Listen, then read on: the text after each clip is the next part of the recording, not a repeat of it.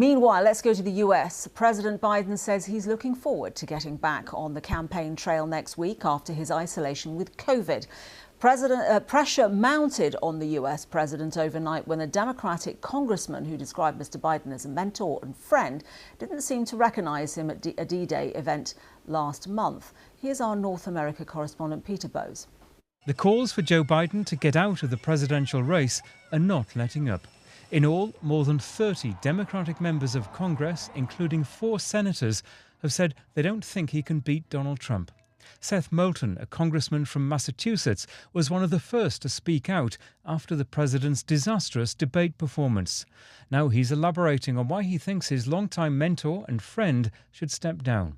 Joe Biden, he says, used to greet him with a big, wide grin and say how glad he was to see the congressman.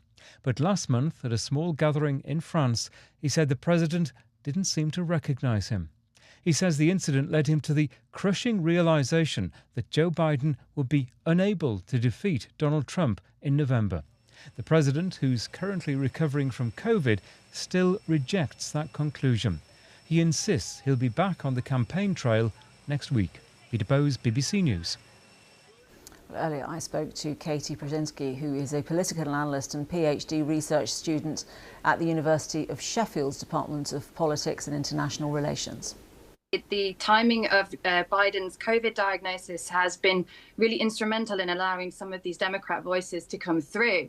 And the juxtaposition between Biden's ill health with COVID and Trump being able to campaign on the basis that he survived an assassination attempt is really quite stark. And so you've got that very visible presentation of these two men who otherwise are sort of similar age to the American public. And one is looking incredibly fragile and one now looks like he's defeated an assassination attempt.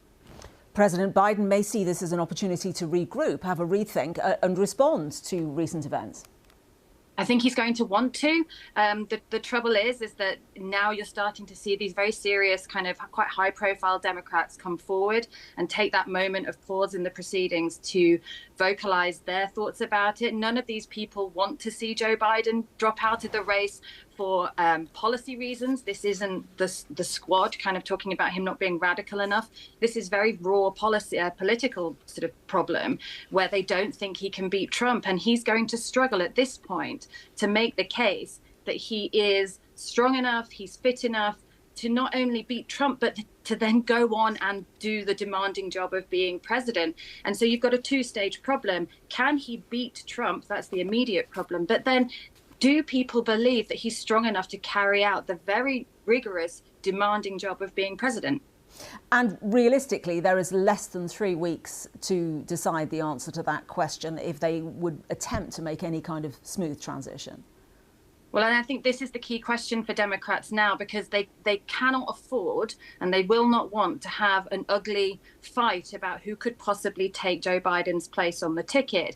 Every day that goes by that they don't have a solid nominee or a backup plan, or they don't know whether Joe Biden is staying in the race, is a day that the Republicans can campaign on the relative strength of Trump, and they can focus on the things that they want to talk about, and everybody else is talking about who's going to be the Democrat nominee.